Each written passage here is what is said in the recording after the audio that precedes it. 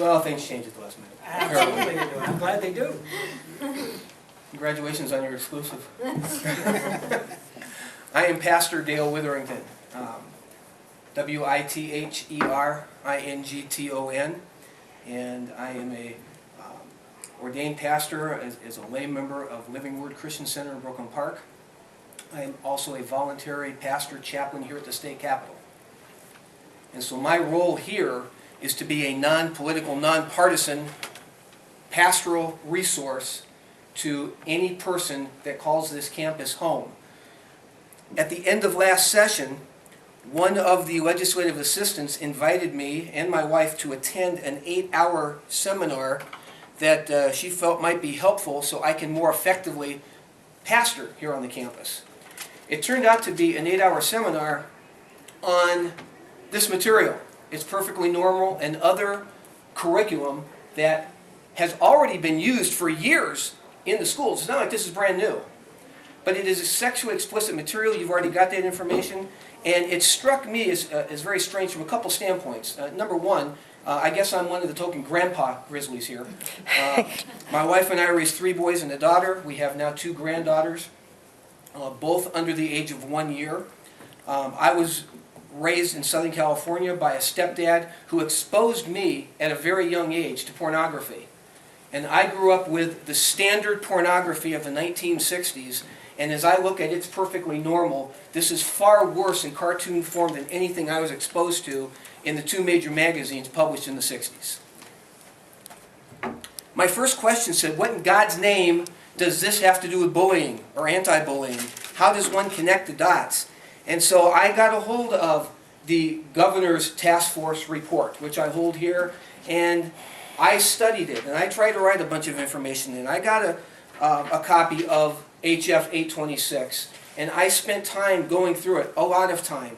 I got a copy of a briefing, a legislative briefing on connecting the dots, and I'm going to approach this from just a little bit different angle because there's still a lot of questions that I don't think our legislators are asking, or more than that, they're not answering.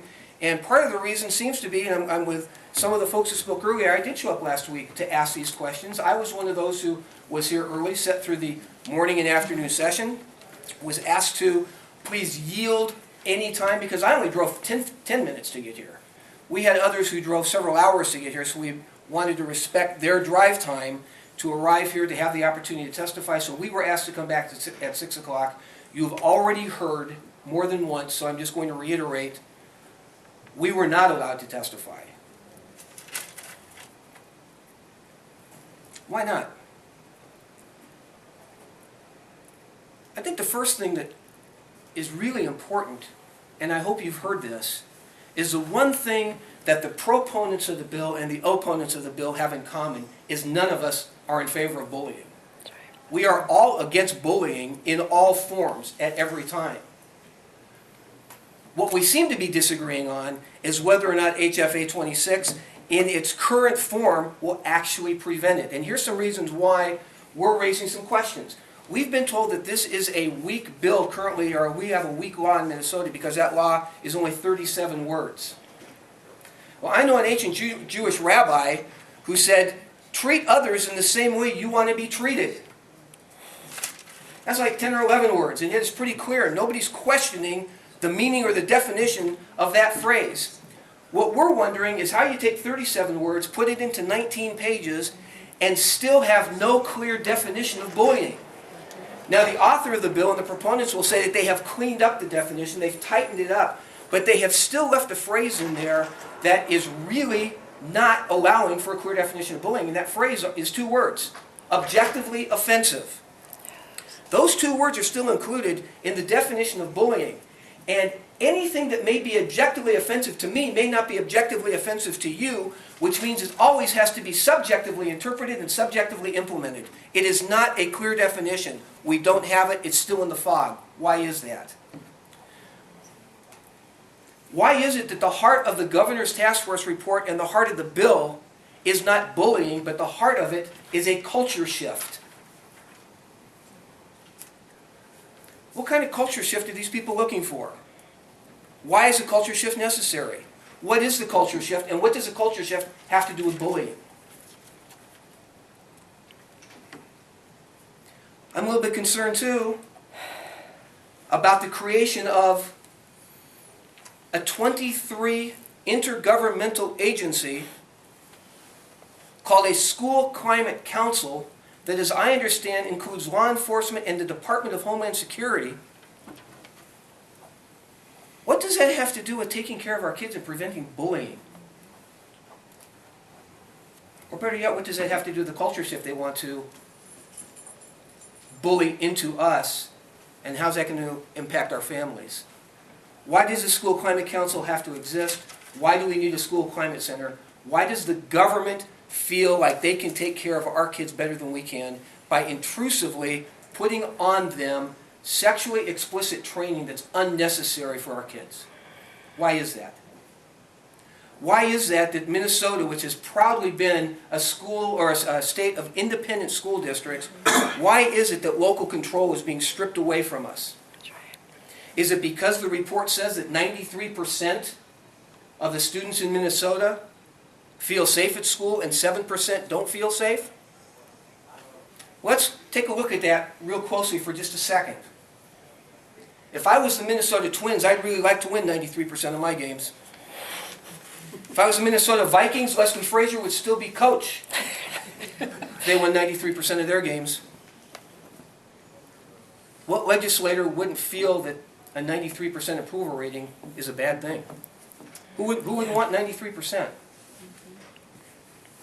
93%. Now, for those of you, and I've spoken to parents and children who are part of the 7%,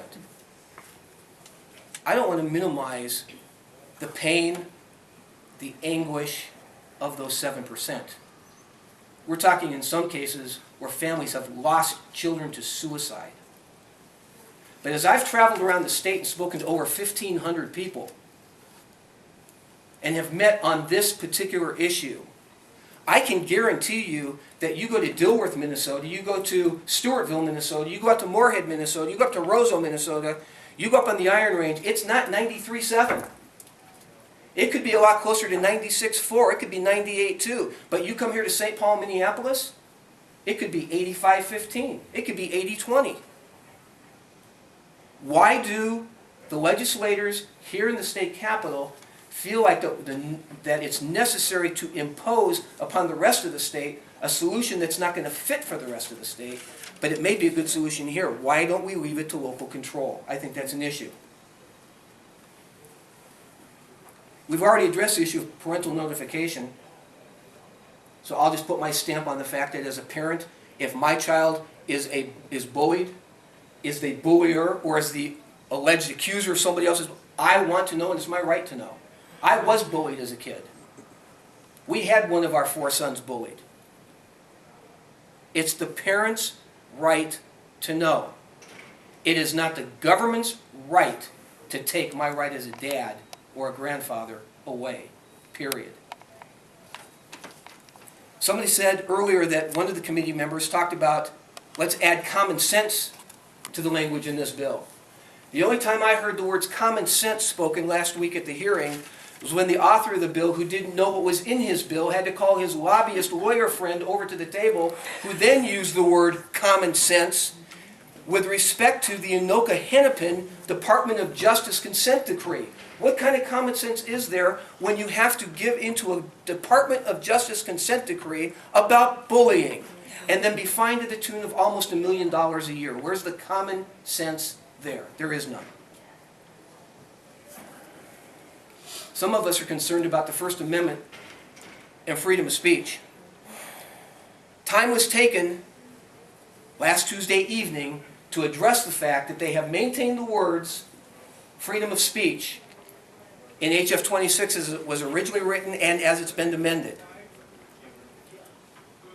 I would submit to you that our freedom of speech is being threatened because what they're taking away from us is our freedom of religion and the free expression thereof. That's part of the rest of that First Amendment, the free exercise thereof.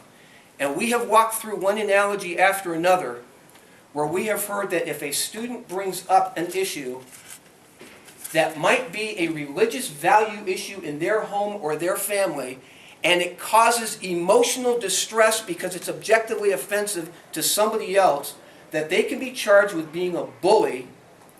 And now what you've done is you have slammed down the ability for an individual to share their freedom of religion and the free expression thereof.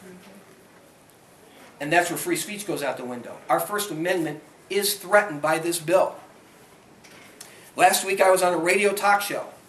While I was on the radio talk show, by a very well-known local conservative talk show host, and I say it that way because as we were live on the air, he received a text from a friend of his who is an atheist. And I'm bringing this up just to show that this is not just a religious right issue. It's not even necessarily just a religious issue.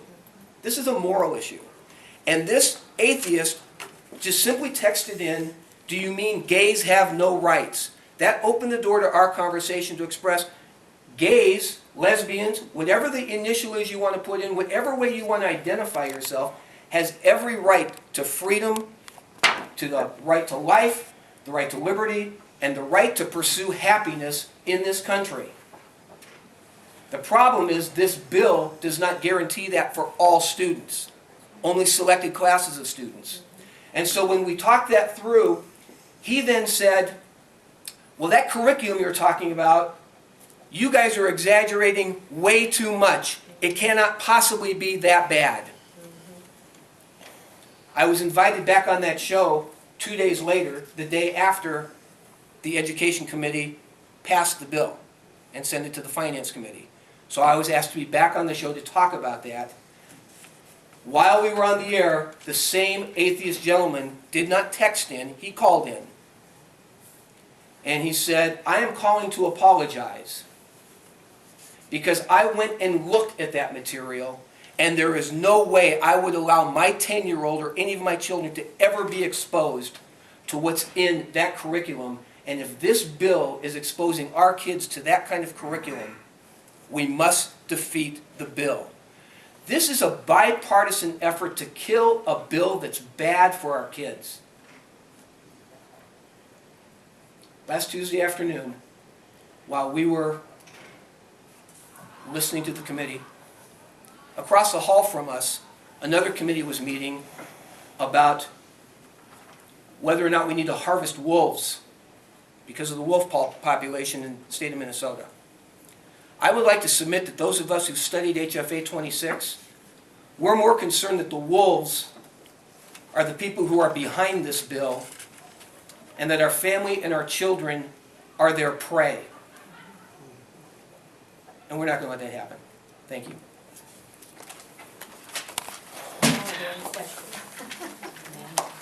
What are some other concerns you folks have when it comes to curriculum? I've seen this book reference. I have a lesson plan over here.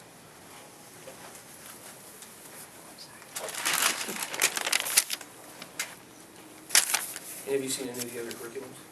No. Can you just give it to him by chance? Sure. I have it Yeah, on. whatever's easiest. I'll give it to you. You want to take a look at Alone No More?